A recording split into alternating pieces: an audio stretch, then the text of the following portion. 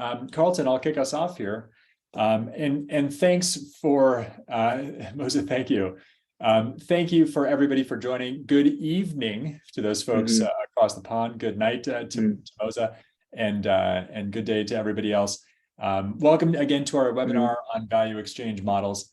My name is Bob Turnus, and I'm the Director of Client Delivery here at Applied Frameworks. Now, for those of you who are new to Applied Frameworks, we are a management consulting firm that guides you in discovering the product management and software development practices that best fit your business and your customers.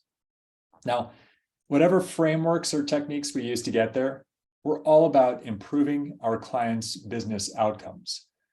Our goal is to help you make more money, more profits, and yet do so sustainably. And I mean that in all uses of that word. We specialize in three main areas. The first is product management, for which we offer a robust online learning journey available for all product professionals. We're also experts in lean and agile best practices as found in SAFe and Scrum, with a large and growing stable of CSTs, SPCTs, and SPCs. And finally, we've created our own framework called Profit Streams, which is the underpinning of our webinar today. Profit Streams helps organizations maximize the profitability and sustainability of both software and also software-enabled products and services. So that's us. Welcome again. Now, we got a couple of housekeeping items before we get started. And as a reminder, this webinar is being recorded. Shortly after the webinar, we'll send out a recording of the session along with the slides presented. Now, we also, even though this is a presentation, we certainly want audience interaction. We want to hear your questions. Now, even though we just had this lively chat session, we'd instead ask you to use the Q&A function in Zoom to ask any questions. So that way we can capture those questions, answer them throughout the session. And then also, if there are any that we don't answer during the session, we'll answer them afterwards and include that as part of our follow-up email with the recording and the session. So I think that's all the housekeeping items. And now I'd love to introduce our presenter today, who is a certified Scrum trainer, a longtime change agent with deep experience in product, and then finally the instructor for our course in product streams, which is a topic I'll return to at the end of our session. And with that, I will hand it over to our presenter, Carlton Nettleton. Carlton. All right, well, hey, thank you very much, Bob, and thank you everyone for attending. I've got got some slides here. Not sure how short they are, but we'll put them up to kind of get us started. And I gotta do something here. The background, okay.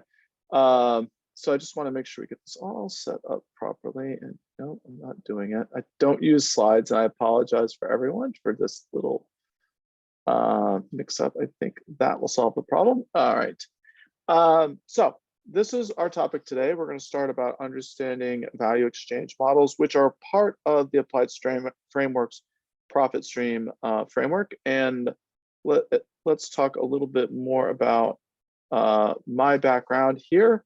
I am the SVP of product here at Applied Frameworks and a certified Scrum trainer. I've been involved with Agile software development for 20 years, starting out as a programmer with extreme programming. And I live and work in Portugal, and I have a puppy, a Boston Terrier puppy named Bruno. Bob really has kind of talked about what we do at Applied Frameworks, and the part that I want to add to that is really thinking about how do we help your business create more profitable software-enabled solutions, right? So a lot of people will talk about value, and value is talking about value exchange. That is the gateway to profit. But what we're going to talk about here is these value exchange models, because if you don't design a good value exchange model, you're never going to get to profit. So that's my puppy, brand new. So let's talk about some past experiences where you've exchanged some value. And I'd like you to think back to the last personal or professional item that you purchased and think about, what did you buy? And it can be anything that you bought. It could be something you bought online, it could be something you bought in the store. Okay, and once you have that in mind, please type your responses into chat, right? So what was the last thing that you bought, either personally or professionally, either online or in person? Bob, if you could type something into chat too, right? Yes, absolutely. So, all right, and I don't want to get distracted for chat. So what's in chat that looks kind of interesting, Bob? What are some things that people have bought? Yeah, we have an e-bike. Kudos Okay. to an investment in fitness. A Right. ski jacket, similarly. Plant light. Right. Charlene Newton. Right. Ski pants. Apparently, skiing is on the horizon. Guess Boxing so. gloves. We have a very fitness-oriented group today. Yeah, writing this all down. Okay, cool. I mean, we got a good variety of things here. And so one final question though, that I want to ask you as it relates to our topic. In the scenario that you identified, either the e-bike, the plant light, the boxing gloves, or the skiing equipment, how was value exchanged? Right, think about that. What happened when you made that purchase? How did you do that exchange? And once you've thought about that, type that into chat. Let's see how people are exchanging value today. Let's see. We have some purchases on Amazon. Okay, so Amazon. Okay. And a couple of other items that people have purchased. One is an iPad, and Marcus purchased a life straw, which I have one of those things. They're kind of neat. What is it? It's a straw. You can drink out of any Okay. water source. It filters it automatically for you. Oh, okay. And again, Bottle version, but okay. And it sounds like a lot of these things were purchased online.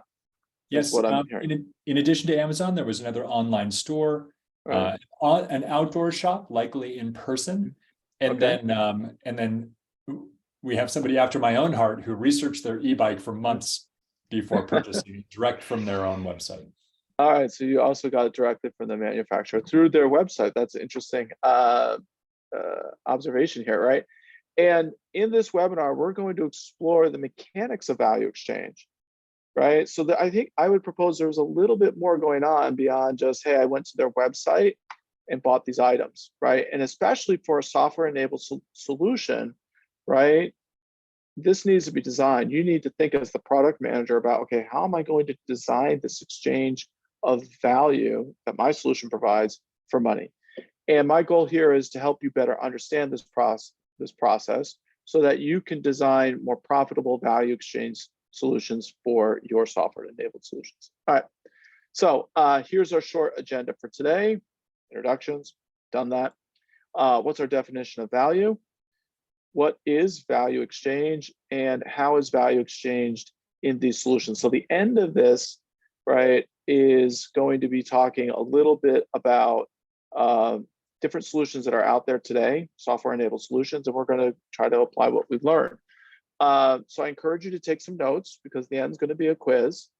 I do want to start, though, this webinar talking about what's our definition of value, because this is important for us to think about value exchange. So let's talk about this topic. In our previous webinar, we talked about ideas on how to quantify value. So if you want to learn more about that, I believe we can get you access to that webinar.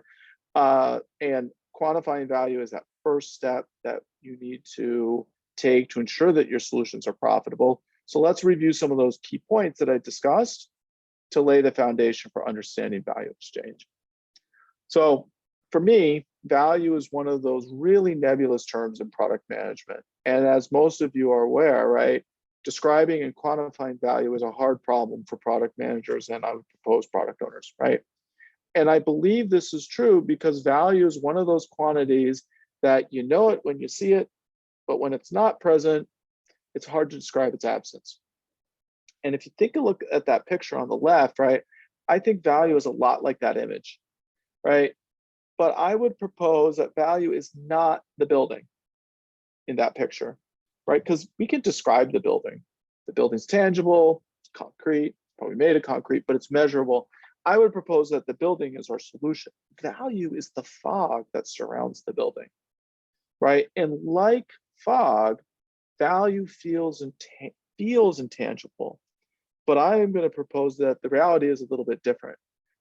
right? We can quantify value, right? But what makes value feel intangible is because we've been using the wrong definition, or we don't have a definition, or we don't have a definition that enables us to quantify it.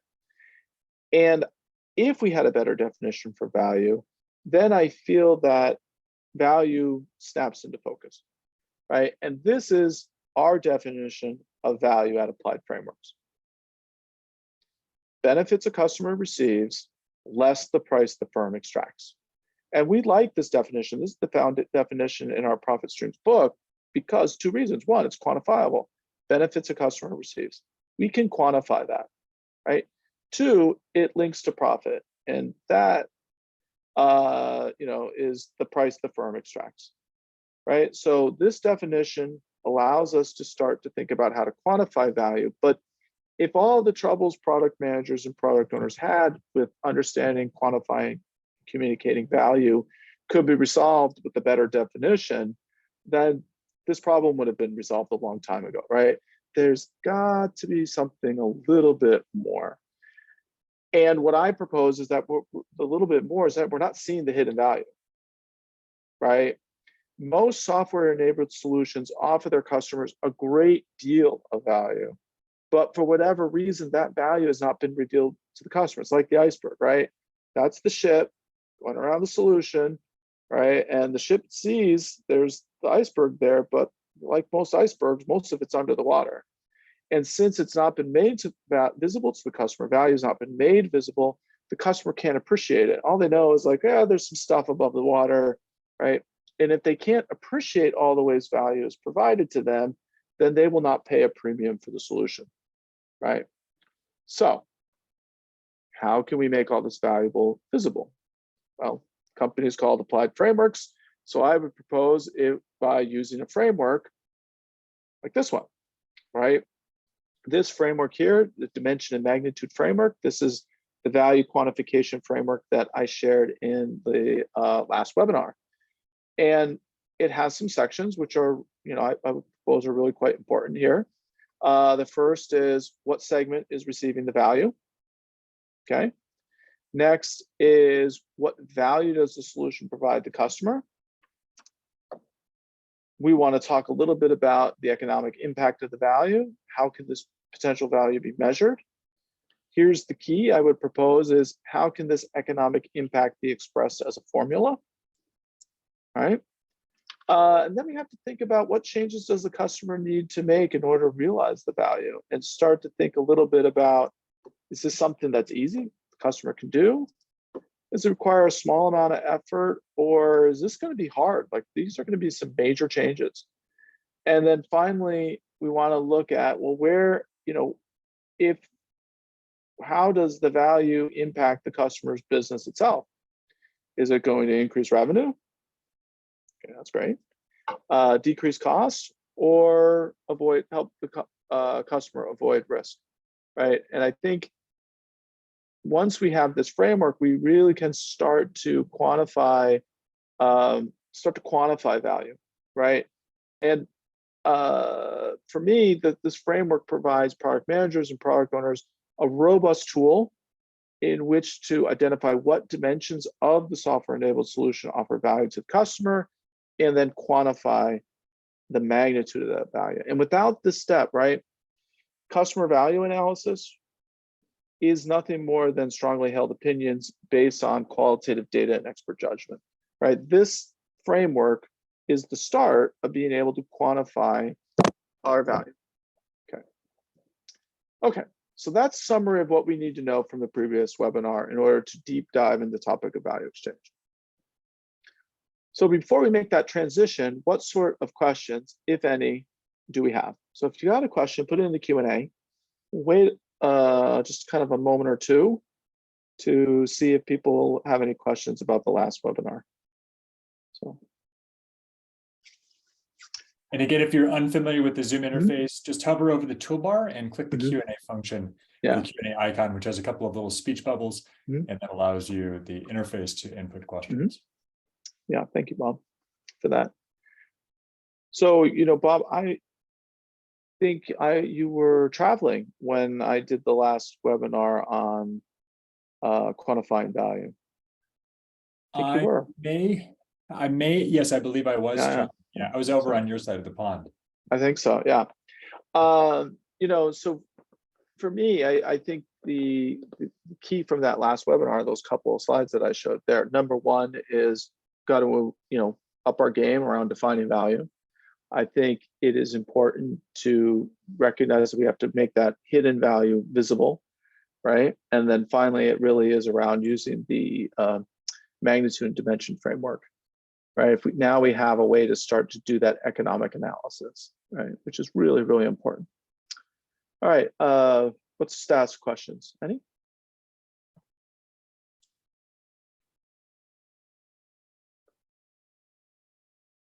And on those topics that you just described, Carlton, were there any questions or discussions or commentary from those participants? From the last session, I can't recall at the moment. That's fine. I mean, it was a 40, I'm trying to condense down 45, 55 minutes of information, 30 slides. So, all right, hey, if there's not any questions now, that's fine. Let's keep moving. So next topic, let's talk about value exchange. And to do that, we need to return to some what I call first principles of product management. And for most of you, this is going to be a review, but bear with me since establishing this common vocabulary to our discussion of value exchange is an important step. The first concept I would say is elementary, right? And we're going to talk about definitions between product and service. This definition here originates with Stephen Haynes. He's an author of a book called The Product Manager's Desk Reference. I like it a lot. It's a big, thick book, and it's a good desk reference for any sort of product management, physical goods or software-enabled solutions. I like Stephen Haynes's definition because it's broad and it covers everything from physical goods like the Sharpie to something like a software-enabled solution like Netflix. Right. And for me, a good example of a product is the game of Monopoly. Right. And Monopoly is a physical good. It is a game that you play with your family members to enjoy spending time with people. And as long as be competitive, as long as I spend and own this box, spend the money for the game and own this box, this product will continue to deliver me value and benefits that I associate with it, right? Time with my family, maybe do a little bit of competitive nature, right? As long as the box is there and all the pieces are present, I get benefits from this product, right? Service, on the other hand, relies on human labor, right? And for me, this is how a service differs from product, right? So for a service, if we take the human labor, if we remove the human labor from the equation, the customer doesn't receive any value from the enterprise. And my example that I like to use here is thinking about dry cleaning, right? Without the human element, right, dry cleaning is just a pile of dirty clothes. You need someone to actually do the labor in order for this service to generate value for me, right? So definition for product, definition for service. So why are we spending time on this topic? This is really, like I said, elementary, because products and services are the vehicles of value exchange between producers and customers, right? So let's talk about then value exchange, right? And a value exchange system. So all value exchange systems follow these 4 basic steps. Customers have unmet needs in the forms of jobs, pains, and gains. Okay.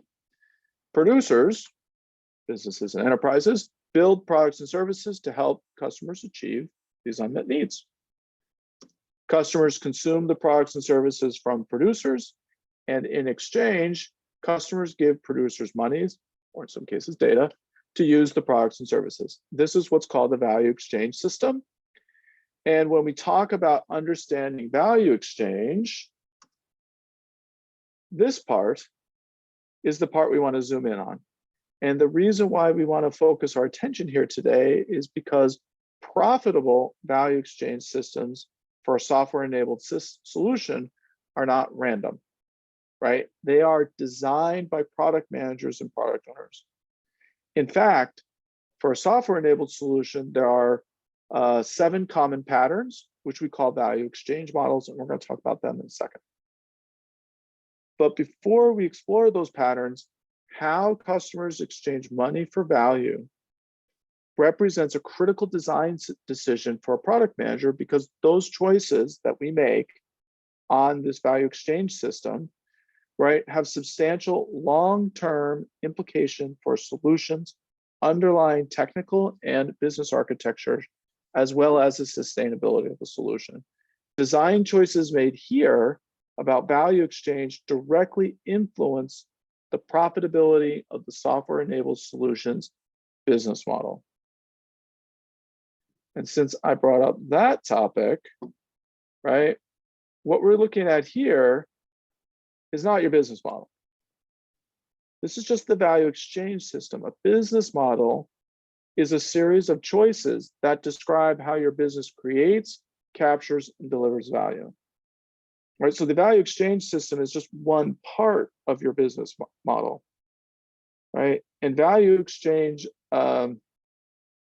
is, like I said, just this one part. So let's kind of talk a little bit more about how you might describe your business model using our applied frameworks profit stream canvas, right?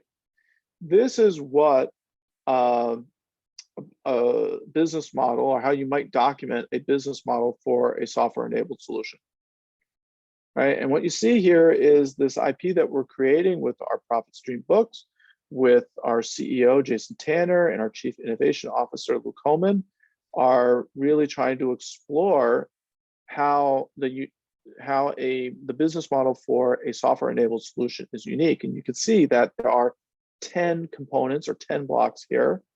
You'll see the one that I've highlighted in green is the one we're talking about today, which is called value exchange, right? But when you think about the business model of a software-enabled solution, it is complex, and these components are interdependent. It is a system, right? So you can't look at these things in isolation, right?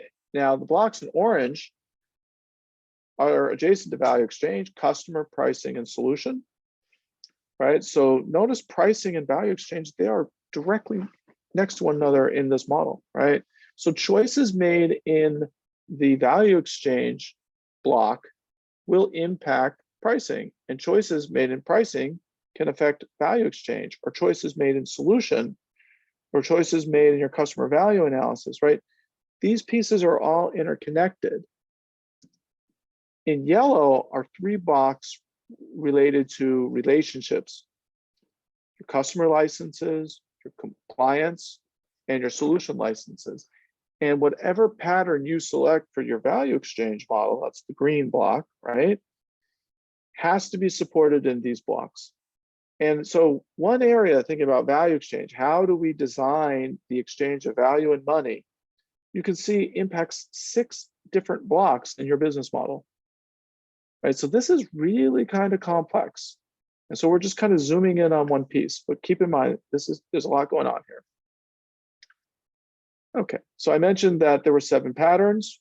So let's talk about them, right? So here are the 7 common value exchange models for a software-enabled solution. So let's dig a little deeper into these models by defining them and then offering you some familiar examples so that we can make them a little bit more accessible, okay? Time-based access. This is a well-known pattern found in many B2B, B2P, so business to professional, and B2C solutions, and probably I would say one of the most familiar patterns on this list, right? A lot of people are familiar with time-based access. And a couple examples here, right? Windows, right? In the case of Windows, customers purchase perpetual access to the solution offered by Microsoft, right? In that case, it's the operating system. For Disney Plus, right, customers purchase time-based access 1 year to Disney's entire collection of movies and TV shows, right? That's what time-based access, you have access for something for a fixed amount of time. So next up, after time-based access, transaction. This is what I would say another well-known and common value exchange model that is probably familiar to most people. And one of the defining characteristics of this model or this pattern is establishing what is the unit of work, right? And once that unit of work has been established, every time that unit of work is executed, money changes hands. And for me, thinking about an example for this one is Stripe. For us, we use Stripe as a solution to process credit card transactions, right? And every time a customer enrolls in one of our in-person or on-demand courses, right? That's the clear, measurable unit of work enrollment. Stripe retains 2.9% of the total purchase plus 30 cents on every enrollment/transaction. Our third value exchange model is Meter. This model might not be as familiar as the previous two models because it's not typically found in many B2C or B2P business professional applications, but it is used in some B2B solutions. And I think the key to understanding Meter is you're counting something, right? And while I was researching the webinar, Amazon Web Services was one of the first examples that came to mind, right? But as I did some more research and thought more about the problem, I think time spent using a supercomputer, like at the San Diego Supercomputer Center, so I'm originally from San Diego, right, is another solution which relies on Meter, right? So your time that you have on the supercomputer is limited. You buy blocks of time, and then the processing time, and then they count how much of it you use. And when it's all gone, you have to buy more. Okay, next up, hardware. So many people might overlook this pattern since what the customer buys from the producer is a physical thing, right? It's hardware. But without the software that is preloaded onto the device, the hardware is essentially inert, right? For instance, an Apple Watch comes pre-installed with iOS and a number of apps, a calculator, music, compass, stopwatch, timer, phone, maps, etc., right? Which enable the hardware to provide value to the customer, right? That watch really doesn't provide you a lot of value or as much value that you're going to pay Apple for unless it has software on it, right? And the thing that makes actually the Apple Watch really interesting is that you can add more apps if you want, which makes this piece of hardware customizable, and that might be quite valuable to certain market segments. The other item here is called the Revolution Instaglow touchscreen toaster, which offers 63 precise toast settings, 7 browning levels, an automatic raising and lowering mechanism, plus a countdown timer with an adjustable cheerful finishing chime.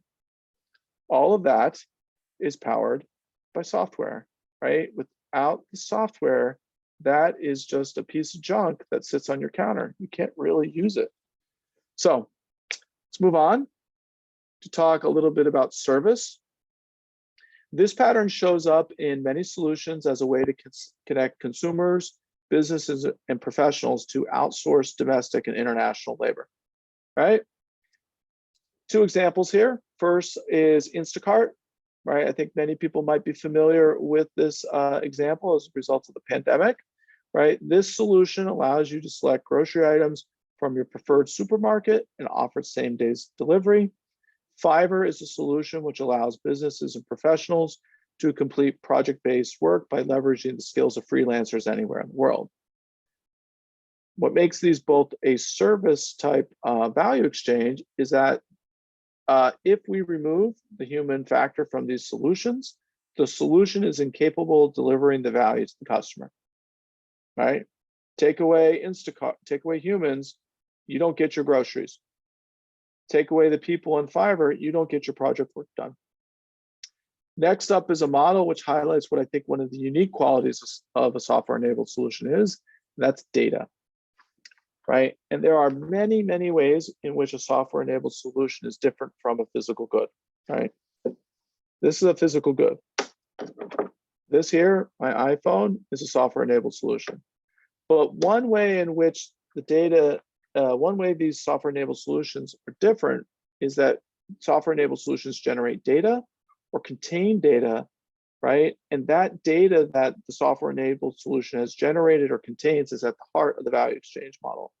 Having access to this data could be valuable to the right parties in the right context. So let's take a look at a couple examples here. First is Carfax, right? It's a solution which offers for a fee about $40 the complete history of a used vehicle. So if you're buying a used car, this information could be quite valuable for you. Like, what happened to the car? What's the title history? Next, maybe you want to fly around the galaxy in a personal starship. Maybe, right? This Jedi Defender class cruiser can be purchased for use in an online game, but it's going to cost you what's called 2,400 cartel coins, or the equivalent of 20 USD, right? So this is data that you buy so that you can improve your experience in the online game. And then finally, we have our last value exchange model, performance. And while this model is not very common, it is another option for a solution designer. In essence, producers take a cut of the action when the customer uses the solution. However, this model is different than transaction because, right, the customer must receive a positive benefit, an increase in revenue or cost savings, in order for the value to be exchanged, right? With transaction, once the unit of work is executed, regardless of the benefit to the customer, the producer is paid. Here, we have we have a unit of work that may or that might be executed, but the customer must receive this positive benefit, more revenue or cost savings. And example here. So Vendavo, this one's a little tricky to research, but what they have done is they have created a software-enabled solution to provide customers advice on optimal price points for products in a variety of domains ranging from aerospace to healthcare, right? They cover lots of type of stuff. And so they have a lot of different customers. And since this company has selected performance as their value exchange model, Vendavo will only receive payment if their price recommendations result in positive revenue increase for the customer. If not, Vendavo receives zero compensation. All right. Those are the models. What sort of questions do people have at this point?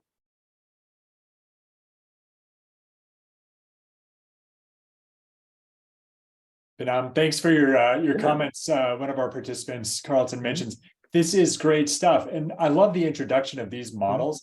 I think it should at least provoke some thought or questions from our participants, either about any individual models or the aggregate or all of them in total.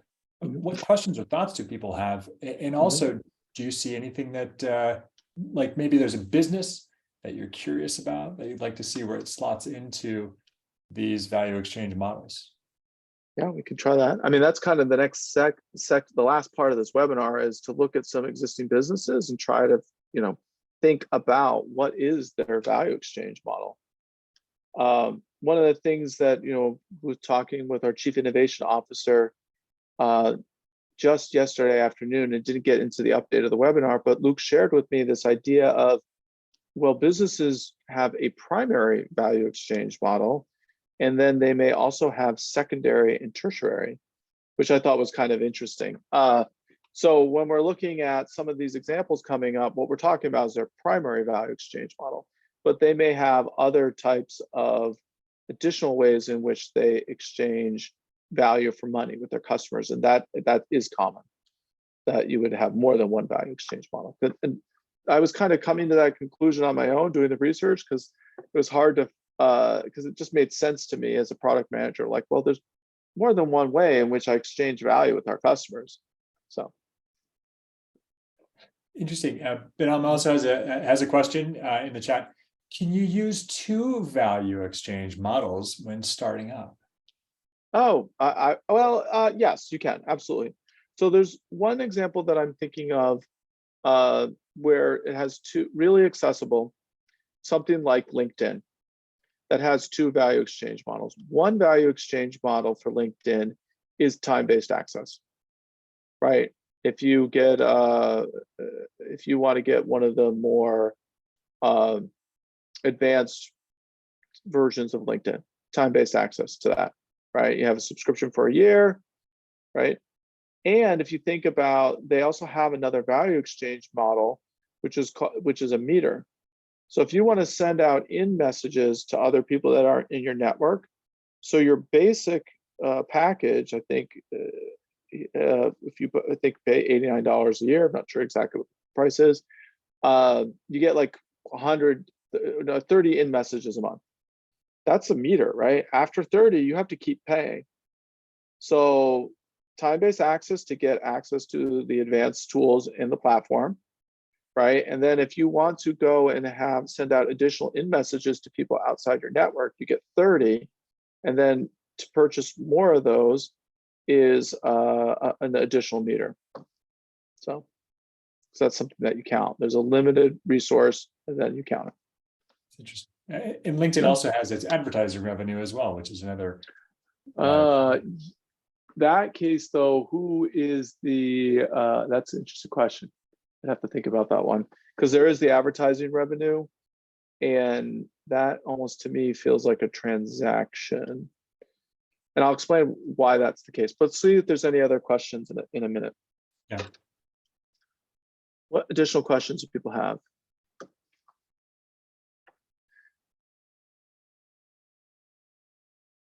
No open questions or no questions are appearing in the chat. Okay. All right. So at the beginning of the webinar, I said we'd have a quiz. So let's check your understanding these value exchange models. And we'll return to why I said advertising, I think, is a transaction. Okay. So before we start the quiz, right, I want to give you a hint that will help you answer the questions, right? Money goes where the interest flows, right? And so what does that mean? Right, and I like this picture here because reminded of this concept of follow the money, right? It means that if you want to determine the value exchange model, follow what happens after the money exchanges hand, right? What does the customer get or think they're getting after giving the producer cash? And so when we talked to Bob brought up this idea of LinkedIn has the advertising revenue, my first thought was it's a transaction, right? I, as the customer, want to advertise on LinkedIn. I give LinkedIn money. What do I expect to happen? I expect them to run an ad, right? So that's kind of a transaction, right? A unit of work happens, right? I want to create an ad, and then after I pay them the money, ads run at some predefined time or market that I want to attack. Feels like a transaction to me. So this is going to help us. Following the money will help us figure out, okay, what is the value exchange model going on? All right, so let's get started. And let's come up with our first poll, right? So Bob, let's use one of those polls there. We have Airbnb. What is the value exchange model?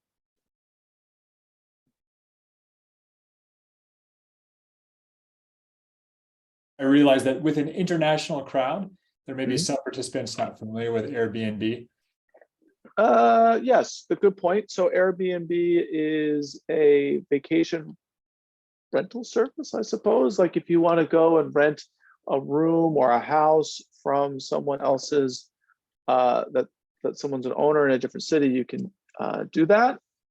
So let's give a couple hints. We're starting to see people kind of put some ideas. So first off, it's not meter, so we're not counting something. And it is not service, right? Airbnb doesn't require human labor for us to reserve that space. All right, want to close the poll, Bob, and see what we come up with? Let's see, we have any additional responses? People are putting thought into this, Carlton. It's great. Oh yeah, no, it's this. and by the way, as folks are working through these examples, this is something that we do internally at Applied Frameworks. We talk about an organization, a business, even an industry, and then we try to identify those value exchange models. And the process of thinking about this is really revelatory. It really is kind of a new mode of thought that it takes a bit to get into, but once you start to see these value exchange models, it's just fascinating to think about how they underpin the businesses that they support. Yeah. So yeah, and for me, I have to say, this is my first time encountering this. This was tough to figure out, but you just have to train your mind to figure out how do you follow the money. So, like I said, it's not meter, it's not service. Let's see, one more, Bob. Let's see if we can get one more response. One more response. And 5 more seconds. Yeah. Okay. Let's see. All right. So time-based access was the one that received the most votes. Reality is Airbnb is a transaction, right? And the reason why it's a transaction is, how does the money flow? As a guest, right? I find a lovely apartment for $500 for 4 nights, and I decide to make that reservation. That reservation is a clear and measurable unit of work, which begins the transaction, right? And the host pays Airbnb a 3% fee on the $500 they collect from the guest, and the guest pays Airbnb 14% on top of the $500 that was sent to the host. Right? The clear and measurable unit of work is the reservation on the Airbnb solution. So it's a transaction. It's not time-based access because I don't create an account to use I don't have a subscription to go onto Airbnb and pick as many locations and houses that I want. Right? A time-based access would be, okay, you can use Airbnb in any city for any number of houses as long as it's available. Okay. Let's move to the next question. Next question. All right, so what we're going to have here is Fast Track. So if you're not familiar, Fast Track is an electronic toll collection system in the state of California, and it eliminates the needs for automobiles to stop and pay fees at toll booths, right? So these are the pictures. Both pictures are superhighways in the state of California in the United States. Many other states in the United States have similar systems. So the idea is that you have this, there's this little device that allows you just to drive down the superhighway or the freeway, and you'll pay some type of toll. So Bob, let's get that next poll. Let's figure out, what is the value exchange model of Fast Track? Meter, hardware, time-based access, or transaction? What do people think?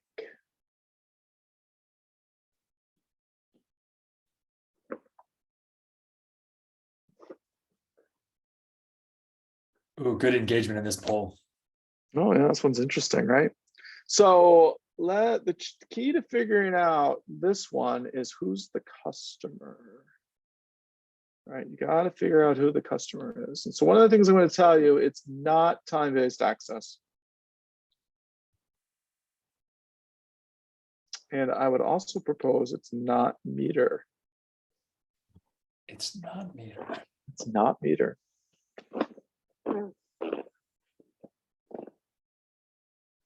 And remember, you got to figure out who's the customer for this one.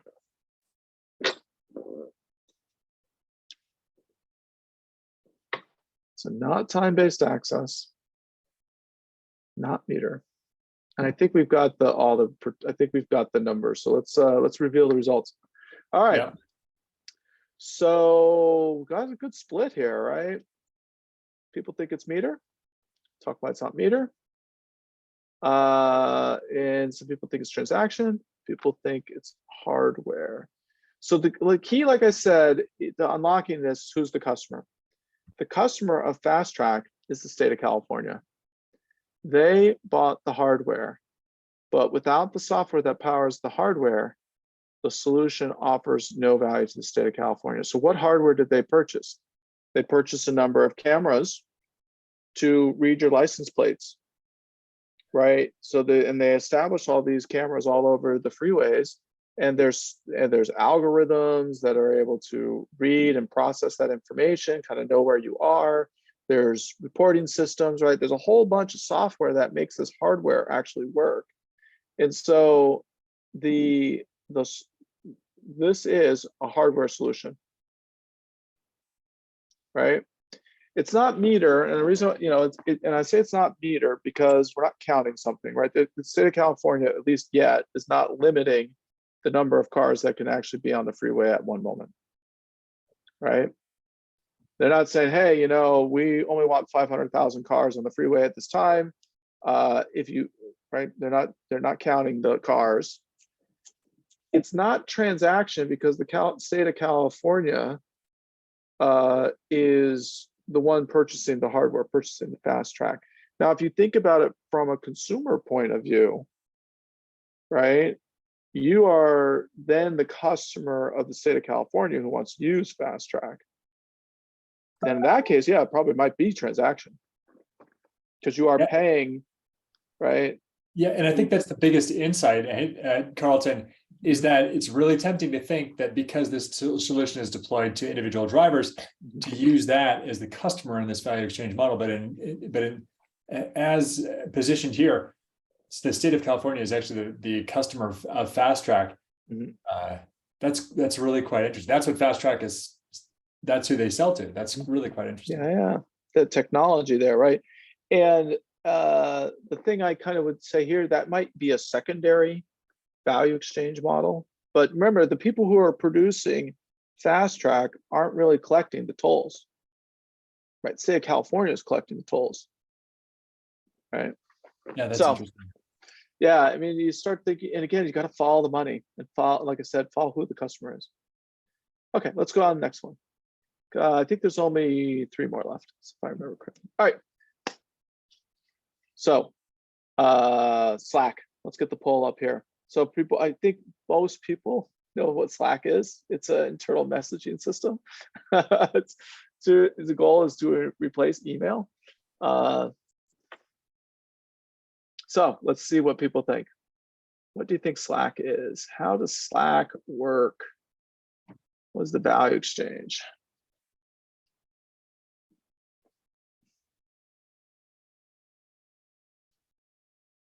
Got a lot, starting to see some early results here.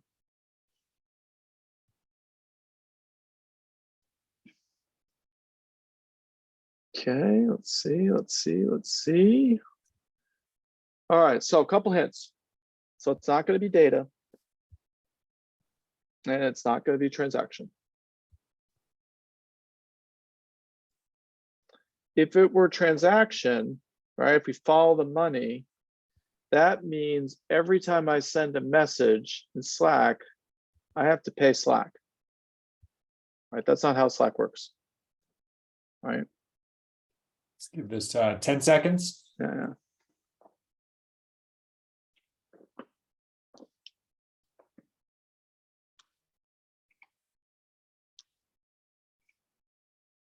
Okay, and ending and sharing the results. Yeah, let's take a look at that here. So again, a big split, right? So like I said, it's not transaction. We follow the money, right? I don't pay Slack every time I send a message, right? So it's not that. I would propose it's not data, because when you think about data, when you do the value exchange, every time I use the software-enabled solution gives me data, so I pay money and then they throw me back data. Right, there is valuable data within Slack. I'm not debating that fact, right? But that is not their value exchange model. It's time-based access, right? And think about how Slack works, right? You buy a subscription, or the company buys a subscription for a year, right? And within that year, you can use Slack as much or as little as you want, right? I can send, if I was a spot, I could send 1 million messages to Slack in a month or a year, right? Slack doesn't care, right? They're not going to charge me per message, right? And Slack doesn't work on meter, right? There's no limit to the amount of messages that I can send. Now, Slack could make that choice and say, hey, with your account, Carlton, you can only send 1,000 messages, right? But they have made that choice to say, listen, we don't care how many messages you send, right? But you can only send messages when you have an active account. That account is based upon time-based access.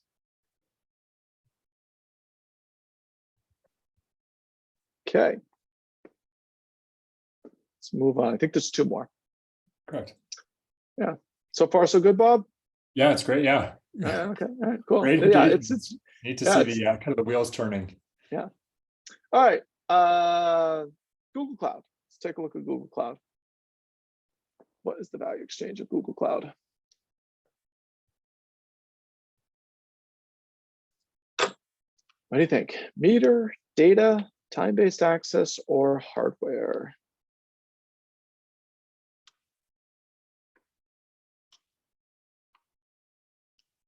How do you exchange value for money with Google Cloud?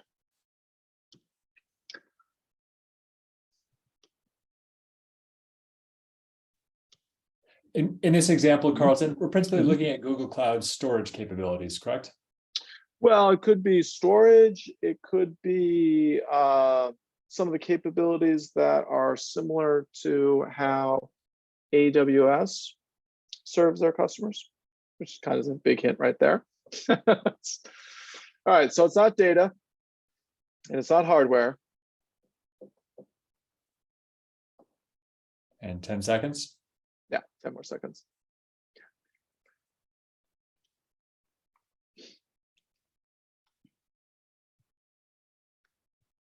Okay, sounds good. So yeah, this one's good, right? This is meter, right? There is a finite resource which we are trying to constrain, and we are counting the use of that resource, right? It's not necessarily time-based access. Now, if you were talking specifically about maybe the Google suite of products, those often are time-based access. So thank you, Bob, for asking me that clarifying question, right? So yeah, that's this is definitely meter. So good one, excellent. Last one.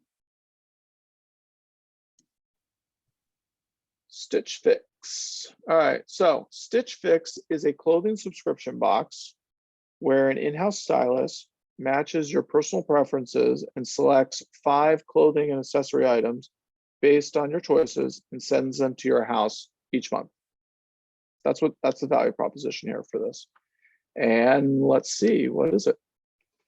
Data, service, time-based access, or transaction? And let's move quickly on this. Let's give this 10 seconds. Yeah. We do wrap up before the end of the hour. We do need. Thank you, Bob, for doing that. Reminding us of the time. Last chance. All right. Wow, perfect. Yeah, this is service. I think this one's really easy, right? Because it is all about the human labor, right? Someone's got to take these things and put them into a box and put them in your house. That doesn't happen. Guess what? Your data just sits in this Stitch Fix computer and you don't get anything. So really nice work. That's the end of our quiz. If you got 4 out of 5 of these questions correct, or you even got a perfect score, congratulations. I mean, good job. If you didn't do it at that level, that's okay too.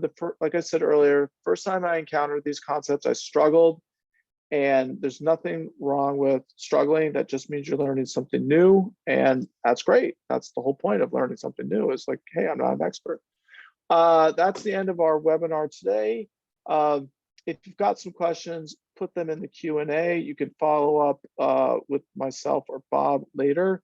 What's coming up next? you want to go deeper into software profit streams, we offer a course on maximizing software profits. The next course is scheduled December 19 and 20. It's a 2-day online class, live instructor led. Next is we have more webinars on our profit stream. Next up is, what is a profit stream? And we are talking also about software license agreements, which are really a little bit dull, but really, really important to talk about as a product manager. Talking about profit engines, and then also thinking about in-license agreements. So we've got a lot of good content coming up in the next month to really explore the IP that we are creating here at Applied Frameworks. Bob, you have any final things? Excellent. No, you've done a great job wrapping up, Carlton. One final thing is, if anybody on the call would like a partner to help you create or explore a new way of working that helps you better reach your business outcomes with emphases on self-sufficiency and then also sustainable profitability, we'd love to have a chat. We delight in meeting customers where they are and taking them to where they want to be. So reach out, and also we'll drop a link to the class in the chat. It will also be part of our follow-up. We'd love to have you join us to learn more about profit streams. Yeah, thank you. Yeah, and if you want help with profit streams, we can do that for you. So be in touch. Bye Thanks everybody for attending. This was such a fun session, and we look forward to seeing you in more webinars and continue to stay connected to Applied Frameworks. Yep, thank you. Yeah, you're welcome, Bob. See ya.